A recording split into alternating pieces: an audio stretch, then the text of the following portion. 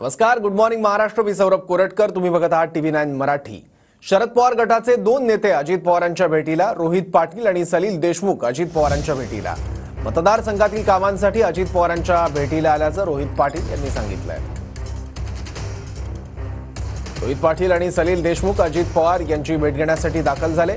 मतदारसंघातील काही कामांसाठी अजित पवार यांची भेट घ्यायला जात असल्याची माहिती रोहित पाटील यांनी दिली. आज एकूण दोन शरद पवार गटाचे नेते अजित पवारांच्या भेटीला पोहोचलेले आहेत.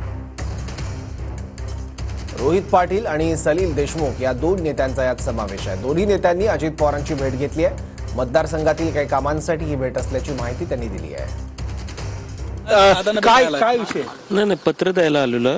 काल मी विधिमंडळामध्ये दादांना मतदारसंघातल्या कामाच्या संदर्भात पत्र द्यायचा प्रयत्न केला.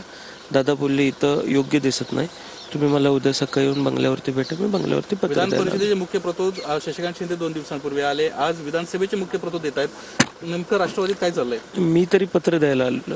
कुठल्या विषयाचं पत्र द्यायला आले? माझ्या मतदारसंघामध्ये ऊर्जा विभागासाठी मला नवीन DP हवे आहेत. ते 100 DPयांच्या मागण्यासाठी मी दादांकडे आलेलो. राजकारणामध्ये भेटीगाठी चालूच राहतात.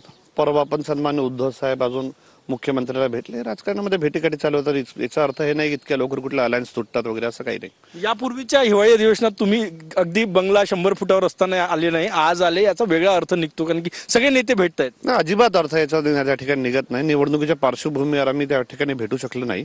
ते पण आपल्या कामात होते, आम्ही पण आमच्या कामात होतो. येणाऱ्या दिवसामध्ये निश्चित रूपाने आम्ही जे काही प्रश्न आहे ते सत्ताधाऱ्यांकडे मांडणं विरोधी पक्षाचं काम आहे. विरोधी पक्षाचं काम चांगल्या रीतीने करूया.